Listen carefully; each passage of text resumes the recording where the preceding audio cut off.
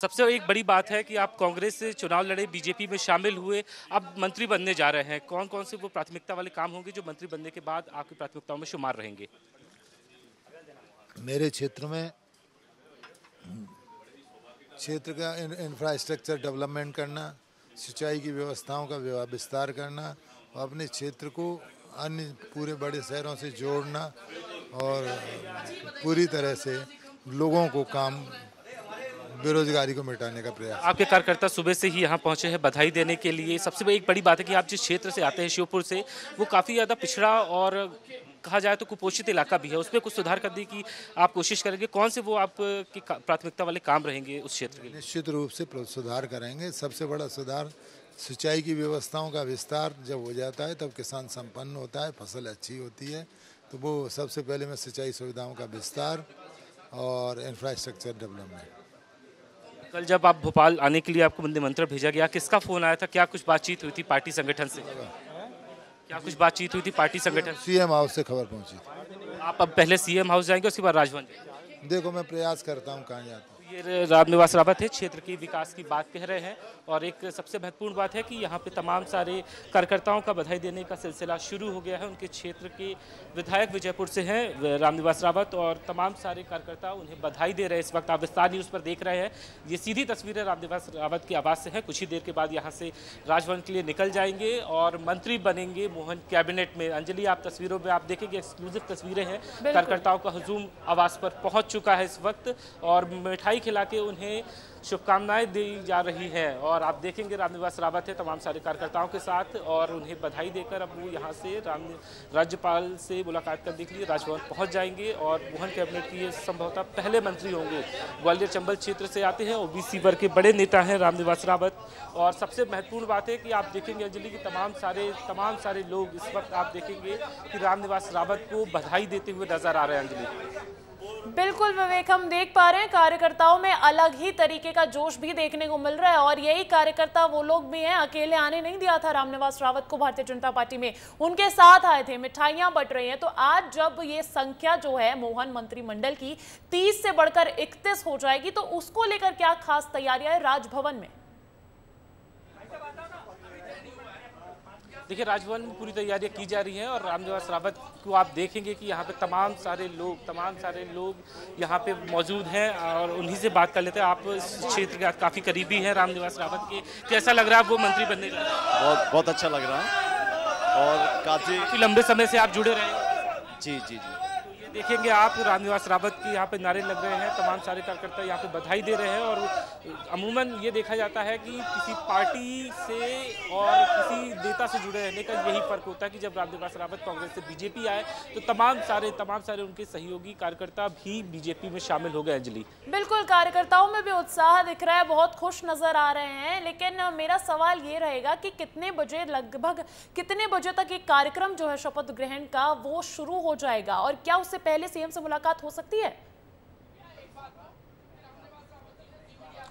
देखिए, रामनिवास रावत कह चुके हैं कि सीएम से मुलाकात भी हो सकती है और उसके बाद वो राजभवन जा सकते हैं। फिलहाल राजभवन की तैयारी पूरी हो चुकी है। 9 बजे राजभवन में पहुंचने का कार्यक्रम रखा गया है। 9:30 बजे शपथ समारोह हो जाएगा और उसके बाद वो मंत्री बन जाएंगे। लेकिन एक बड़ी बात है कि उससे पहले सीएम से भी मुलाकात संभवतः मानी जा रही है। रामनिवास रावत यहाँ से 9 बजे अपने आवास से निकलेंगे और ये माना जा रहा है कि पहले मुख्यमंत्री से सौजन्य भेंट होगी, उसके बाद मुख्यमंत्री के साथ ही वो राजभवन पहुंचेंगे और तमाम सारे कैबिनेट के सदस्यों से मुलाकात करेंगे। राजभवन में राज्यपाल मंगू भाई पटेल से मिलेंगे। उसके बाद शपथ समारोह का कार्यक्रम रहेगा और शपथ लेने के बाद वो फिर मुख्यमंत्री तमाम पार्टी के और भी नेताओं के साथ मुलाकात करेंगे। बिल्कुल, तो तमाम दिग्गजों के बीच आज मंत्री पद की शपथ लेने वाले रामनिवास रावत, बड़ा दिन है उनके लिए और कार्यकर्ताओं में भी खासा उत्साह दिख रहा है। आपने तस्वीरें पहुंचाई, उसके लिए आपका बहुत बहुत शुक्रिया। लेकिन बने रहिएगा मेरे साथ। देखिए, मोहन सरकार का पहला कैबिनेट विस्तार होने जा रहा है। जैसे कि मेरे सहयोगी भी बता रहे थे, कैबिनेट में बीजेपी में शामिल हुए रामनिवास रावत को मंत्री बनाया जा रहा है, जिसमें मुख्यमंत्री समेत अन्य मंत्री भी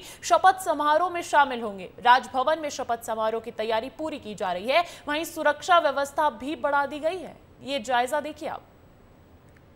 मध्य प्रदेश में मोहन कैबिनेट में पहला विस्तार होने जा रहा है। रामनिवास रावत मंत्री बनेंगे। राजभवन के बाहर तैयारियां शुरू कर दी गई हैं। पुलिस के जवान और आला अधिकारी यहां पहुंचने लगे हैं। राजभवन की सुरक्षा भी बढ़ाई गई है, बैरिकेडिंग लगा दी गई है। सुबह 9:30 बजे यहाँ पे मुख्यमंत्री और रामनिवास रावत और तमाम सारे कैबिनेट के सहयोगी पहुंचेंगे और उससे पहले आप देखेंगे कि पुलिस ने अपनी तैयारियां शुरू कर दी है, बैरिकेडिंग लगाई गई है और तैयारियां लगभग पूरी की जा रही हैं। आखिरी वक्त है और आने वाले कुछ देर के बाद यहाँ पे नेताओं के आने का सिलसिला शुरू हो जाएगा। राजभवन के बाहर पुलिस के जवान यहाँ पे पहुंच गए हैं, सुरक्षा बढ़ाई गई है और बहरहाल 9 बजे का समय तय किया गया है। 9:30 बजे ताजपोशी होगी रामनिवास रावत की। रामनिवास रावत वही है जो कांग्रेस के टिकट से चुनाव जीते विजयपुर से, लेकिन लोकसभा चुनाव में इस्तीफा देकर बीजेपी ज्वाइन कर ली। अब वो मंत्री के पद से उपकृत होने जा रहे हैं। बहरहाल 9 बजे का समय तय किया गया है। 9:30 बजे शपथ समारोह होगा। तमाम सारे मंत्री और मुख्यमंत्री यहां पहुंचना कुछ ही देर के बाद शुरू हो जाएंगे। कैमरा वीरेंद्र नागर के साथ विवेक पांडे, विस्तार न्यूज, भोपाल।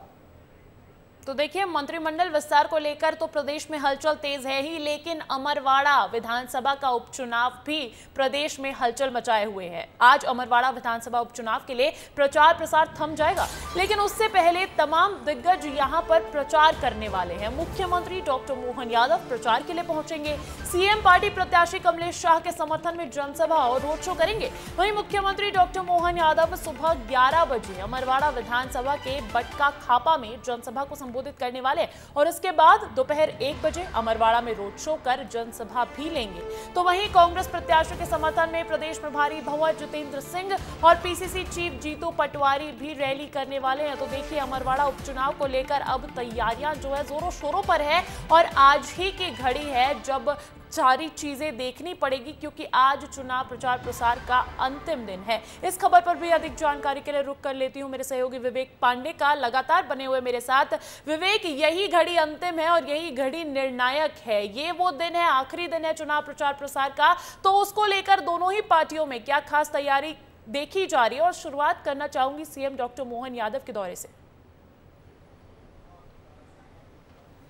बिल्कुल अंजलि, मुख्यमंत्री लगातार छिंदवाड़ा के अमरवाड़ा में चुनाव प्रचार में शामिल होते रहे हैं और ये चुनाव प्रचार का आखिरी दिन है और आखिरी दिन मुख्यमंत्री की मैराथन वहाँ पे बैठकें हैं, रैलियां हैं, सभाएं हैं। लोगों के साथ मुख्यमंत्री वहाँ मुलाकात करेंगे और प्रत्याशी कमलेश शाह के समर्थन में चुनावी प्रचार करेंगे। और आज ही लोकसभा के प्रभारी मध्य प्रदेश के भंवर जितेंद्र सिंह भी वहाँ पहुँचेंगे। कमलनाथ पिछले 3-4 दिनों से वहाँ लगातार कैंप कर रहे हैं। 13 जुलाई को वहाँ वोटिंग है, लेकिन एक सबसे बड़ी बात है कि बीजेपी और कांग्रेस ने इस अमरवाड़ा के उपचुनाव में तमाम सारे बड़े स्टार प्रचारकों को यहाँ पे चुनाव प्रचार करने के लिए जिम्मेदारी दी, लेकिन ना तो बीजेपी के कई बड़े स्टार प्रचारक वहां पहुंचे, ना ही कांग्रेस के।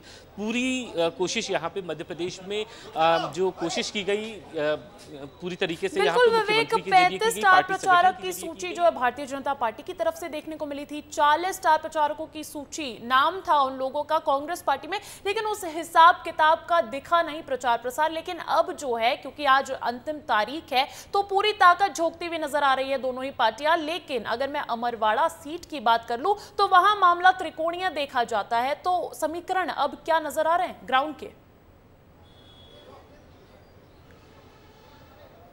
देखिए, ये आदिवासी बाहुल्य सीट है और तीनों प्रत्याशी गोगपा और कांग्रेस और साथ में बीजेपी, ये तीनों प्रत्याशी आदिवासी क्षेत्र से आते हैं। धीरन शाह की बात कर ली जाए तो ये अंचल धाम एक बड़ा आश्रम है और अमरवाड़ा के लोगों में उसकी काफ़ी ज़्यादा श्रद्धा है। इस हिसाब से ये मामला भले ही त्रिकोणी हो, लेकिन जिस तरीके से कमलनाथ का सिंपैथी एक जरिया माना जाए तो वहाँ पे सबसे बड़ी बात है कि धीरन शाह काफ़ी ज़्यादा टक्कर देते नजर आ रहे हैं। लेकिन बीजेपी की पूरी मशीनरी कमलेश शाह के लिए चुनाव प्रचार कर रही है, तो ऐसे में ये कहा जा सकता है कि गोगपा एक ऐसी पार्टी रहेगी जो दोनों ही दलों के वोट शेयर को कम करेगी। बहरहाल जीत किसके खाते में दर्ज होगी ये चुनाव नतीजों के बाद स्पष्ट हो जाएगा। लेकिन जिस तरीके से बीजेपी ने वहाँ पे पहले लोकसभा चुनाव में नकुल नाथ को हराने के लिए श्याम दाम दंड भेद का इस्तेमाल किया, ठीक उसी तरीके से अमरवाड़ा के उपचुनाव में भी बीजेपी ने पूरी कोशिश की है। कांग्रेस ने वहाँ पे छिंदवाड़ा का जो है भेद लिया भारतीय जनता पार्टी ने और कांग्रेस बचा नहीं पाई है, इसलिए अमरवाड़ा बचाने की पूरी तैयारी करती हुई नजर आ रही है। बहुत बहुत शुक्रिया विवेक तमाम जानकारी के लिए। अब खबर राजगढ़ से। राजगढ़ के छापीहेड़ा थाना प्रभारी राजेंद्र सिंह का एक वीडियो तेजी से वायरल हो रहा है। वीडियो में शिकायत करने आए ग्रामीणों को थाने से बाहर निकलते हुए थाना प्रभारी कह रहे हैं कि ज्यादा मत बोलो, मैं प्रधानमंत्री और राष्ट्रपति से भी नहीं डरता हूं। ये दरिया दिली, ये रवैया देखिए आप जीआई का। और घटना 5 जुलाई को बताई जा रही है जब खजुरी गोकुल के ग्रामीण शिकायत दर्ज करवाने आए थे। वहीं थाना प्रभारी ने सफाई देते हुए कहा है कि मामले में पहले भी एफआईआर हो चुकी है, उसी मामले में अन्य ग्रामीण भी एफआईआर दर्ज करवाने आए थे। तो ये जो पूरा मामला है वो राजगढ़ से निकलकर सामने आ रहा है। राजगढ़ के छापीहेड़ा थाना प्रभारी राजेंद्र सिंह का ये एक वीडियो तेजी से वायरल हो रहा है। वीडियो में शिकायत करने आए ग्रामीणों को थाने से बाहर निकालते हुए थाना प्रभारी कह रहे हैं कि ज्यादा मत बोलो, मैं प्रधानमंत्री और राष्ट्रपति से भी नहीं डरता हूं। इस खबर पर अधिक जानकारी के साथ जुड़ गए हैं मेरे सहयोगी मनीष सोनी। राजगढ़ से सीधा उनका रुख करूंगी। मनीष, इस तरीके का रवैया एक टीआई को शोभा नहीं देता है, लेकिन ग्रामीण जो है क्या शिकायत लेकर आए थे, क्या कुछ है पूरी खबर?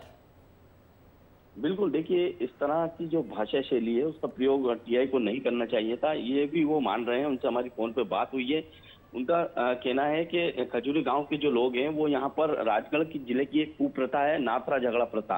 इसमें क्या होता है, पहली बार जब लड़का शादी करता है और पति पत्नी के बीच किसी बात को लेकर विवाद होता है और दोनों अलग होते हैं और पत्नी कहीं और शादी करती है, तो पहले वाला पति जो है जो जिस जगह महिला शादी करती है उस पति से झगड़ा मांगता है, झगड़े की रकम मांगता है। उसमें लाखों रुपए की ये मांग होती है। उस जो ये राशि रहती है वो नए पति को पुराने पति को देना रहती है और इस दौरान जब ये वो नहीं देता राशि, पंचायत बैठती है। पंचायत के बाद ये जो है आगजनी का काम करते हैं। तो ये पहला जो पति है वो महिला के जो नई शादी जहाँ होती है वहां पर आगजनी करता है और जो नुकसान होता है गाँव में लोगों का फसल वसल जलाने का, वो जो है गांव वाले को देना रहता है। तो उस चक्कर में ये जो खजूरी गोकुल का ग्रामीण है, यहाँ पर आगजनी की गई थी। तो ये पैसे मतलब रिपोर्ट लिखाने के लिए छापेड़ा थाने में पहुंचे थे। छापेड़ा थाने में पहुंचे थे तो टीआई का कहना था कि मामला दर्ज हो चुका है, इसी में हम आगे और नाम बढ़ा देंगे। अगर किसी और गाँव वाले का इसमें नुकसान होता है तो उसी में नाम आगे बढ़ जाएगा उस एफआईआर में। लेकिन ये गांव वाले मान नहीं रहे थे। इस दौरान जब इन दोनों में आया तो गांव ग्रामीणों ने उनसे बोला कि आपके ऊपर कोई राजनीतिक दबाव है या कुछ ऐसा कुछ है क्या जो आप एफआईआर दर्ज नहीं कर रहे हो। तो टीआई को गुस्सा आ गया। और ठीक है, तो पारिवारिक सामाजिक समस्या को लेकर, शिकायत को लेकर ग्रामीण पहुंचे थे। बहरहाल भले ही एफआईआर पहले भी दर्ज कर ली गई हो, लेकिन इस तरीके की भाषा शैली जो है वो शोभा नहीं देती है टीआई को। बहुत बहुत शुक्रिया मनीष तमाम जानकारी के लिए। और अब अगली खबर आगरमालवा से। आगरमालवा जिला मुख्यालय पर बीजेपी के विधायक माधव सिंह गहलोत के खिलाफ कांग्रेसियों ने एसपी कार्यालय का घेराव किया। कांग्रेस के पूर्व विधायक विपिन वानखेड़े के नेतृत्व में रैली के रूप में बड़ी संख्या में पहुंचे कांग्रेसियों ने इस दौरान जमकर नारेबाजी भी की और करीब 2 घंटे तक एसपी कार्यालय का घेराव किया। इस दौरान विपिन वानखेड़े सहित कांग्रेसियों ने एक व्यक्ति पर मारपीट का आरोप लगाया है। साथ ही 2 जुलाई को हुई घटना के बाद आज तक मामला दर्ज नहीं करने का भी पुलिस पर आरोप लगाया है। आगरमालवा माधव सिंह गहलोत वो उसके आदमी थे। मेरे घर पे भी 3-4 बार इंसान गए, धमकी और फोन आए मेरे मम्मी को बात करने के लिए। क्या वो मेरे पास भी फोन आए। मैं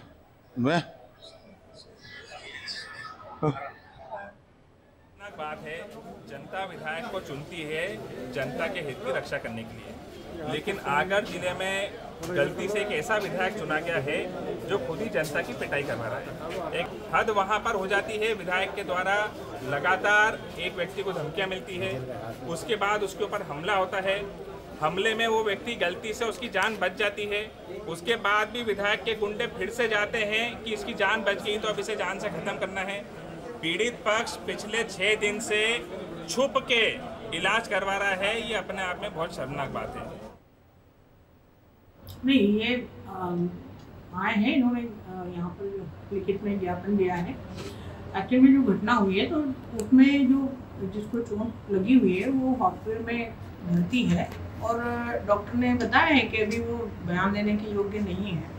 जैसे वो बयान देने के योग्य हो जाएगा तो जैसे भी जो घटना उसके साथ में हुई है उसके अकॉर्डिंग उसमें कार्रवाई हो जाएगी। और अब अगली खबर उज्जैन से। उज्जैन के नीलगंगा चौराहे पर 3 दुकानों में आग लग गई। गैस वेल्डिंग की दुकान पर लगी थी ये भीषण आग और फिर दमकल की 3 गाड़ियों ने बुझा दी आग। लाखों का सामान जलकर खाक हो गया है। भारी नुकसान देखा जा रहा है और वजह बताई जा रही है शॉर्ट सर्किट के चलते ये आग लग गई। उज्जैन से ये आगजनी की खबर निकलकर सामने आ रही है, जहां नीलगंगा चौराहे पर 3 दुकानों में आग लग गई और गैस वेल्डिंग की दुकान पर भीषण आग लगी थी। हालांकि दमकल दमकल की 3 गाड़ियों ने आग पर काबू पा लिया। लाखों का नुकसान हुआ है और शॉर्ट सर्किट इस आग लगने की वजह बताई जा रही है। तो वहीं देखिए, मुरैना में लगातार हो रही बारिश से नगर निगम के विकास की पोल खुल गई है। बारिश से एटीएम और घरों में पानी भर गया है, जिससे नगर वासियों को भारी परेशानियों का सामना करना पड़ रहा है। ये तस्वीरें देखिए, जलमग्न हो गया है पूरा का पूरा शहर। मुरैना में लगातार हो रही बारिश से नगर निगम के विकास की पोल खुल गई है। प्रॉपर ड्रेनेज सिस्टम नहीं वहां पर है और उसी के चलते एटीएम हो या घर, तमाम जगहों पर पानी भर गया है। बारिश से एटीएम और घरों में पानी भर गया है, जिससे नगर वासियों को भारी परेशानियों का सामना करना पड़ रहा है। तो वहीं देखिए, रीवा के सीतापुर ग्राम पंचायत के डूडा दुआरी गांव में उस वक्त हड़कंप मच गया जब अचानक 25 से 30 लोगों को उल्टी, दस्त, बुखार की शिकायत के बाद अस्पताल में भर्ती कराया गया। जानकारी मिलने के बाद स्वास्थ्य विभाग में भी हड़कंप मच गया है। रिपोर्ट देखिए इस पर। रीवा जिले के डूडा दुआरी गांव में उस वक्त हड़कंप मच गया जब दूषित पानी पीने से गांव के 25 से ज्यादा लोग बीमार हो गए। उल्टी दस्त की शिकायत होने पर सभी को सिविल अस्पताल में भर्ती कराया गया है, तो वहीं अस्पताल में अफरा तफरी का माहौल बन गया। ग्रामीणों की माने तो करीब 3 दिन से गांव के लोगों को उल्टी दस्त शुरू हुए थे। लोग इसे हल्के से ले रहे थे, लेकिन जब 25 से ज्यादा लोग बीमार हो गए तो हड़कंप मच गया। ग्रामीणों ने सभी को सिविल अस्पताल में भर्ती कराया है। ये घटना कैसे घटी? ये पानी का प्रदूषण सर जी। कैसे पानी का प्रदूषण? उनके जहाँ नल है उनके पानी जो है तो गढ़ा टाइप के है, उनके भरा रहते बहती आवत है। और ऊपर डामर प्लांट है। काहे का प्लांट है? डामर प्लांट। अच्छा, डामर प्लांट से पानी आया था वहाँ नल के पास जी। घटना आज 3 दिन हो गया सर, उल्टी और झन्ना सिर्फ यही चालू हो गया। ये 3 दिन से शुरू है? 3 दिन से चालू। अच्छा, कैसे ये घटना घटी? अब ये घटना सर हम नहीं समझ पा रहे हैं हम लोग की कैसे घटी। पूरे गांव में कोई पानी क्या कैसा? अब आप लोग जानब कि पानी से है कि कैसा है, एक खाना पीना खाते उल्टी करे, जहाँ इतना पानी चला जाए सीधे उल्टी कर दे। हालात की जानकारी मिलने के बाद सीएमएचओ रीवा भी सिविल अस्पताल मऊगंज पहुंचे। स्वास्थ्य विभाग के अधिकारियों को बीमारी के कारणों की जांच करने के निर्देश दिए। ग्रामीणों का कहना है कि गांव के पास ही एक डामर प्लांट है। 4 दिन से हो रही बारिश का सारा डामर प्लांट का पानी गांव में स्थित हैंडपंप के पास जमा होता है और माना जा रहा है कि दूषित पानी पीने की वजह से ये घटना हुई। रीवा जिले के डूडा दुआरी गांव की तस्वीरें आपने देखी। 25 से ज़्यादा लोग दूषित पानी पीने से बीमार हो गए। ये तो वो आंकड़े हैं जो अस्पतालों में भर्ती हुए हैं। अभी बहुत सारे लोग गांव के ऐसे भी हैं जो घरों में उपचार करा रहे हैं, लेकिन एक बड़ी लापरवाही भी कही जा सकती है। ऐसा इसलिए क्योंकि पास में ही डामर प्लांट था जिसका पानी हैंडपंप पर आता था, लेकिन प्रशासन ने कोई सुध खबर नहीं ली। ग्रामीणों ने कहा कि इसकी शिकायत भी की गई, लेकिन प्रशासन मूक बधिर बना बैठा रहा। लेकिन तस्वीरें और भी आप लोगों ने देखी है। सिविल अस्पताल की तस्वीरें देखी जहां पर एक बेड पर 2 से 3 बच्चे उपचार करा रहे हैं। ये जो तस्वीरें हैं ये चिंताजनक है, ये चिंता बढ़ाती हैं आपकी और हमारी भी। फिलहाल प्रशासन सक्रिय हुआ है और उपचार की तमाम व्यवस्थाएं कराई जा रही हैं। वीडियो जर्नलिस्ट आशुतोष के साथ विवेक तिवारी, विस्तार न्यूज।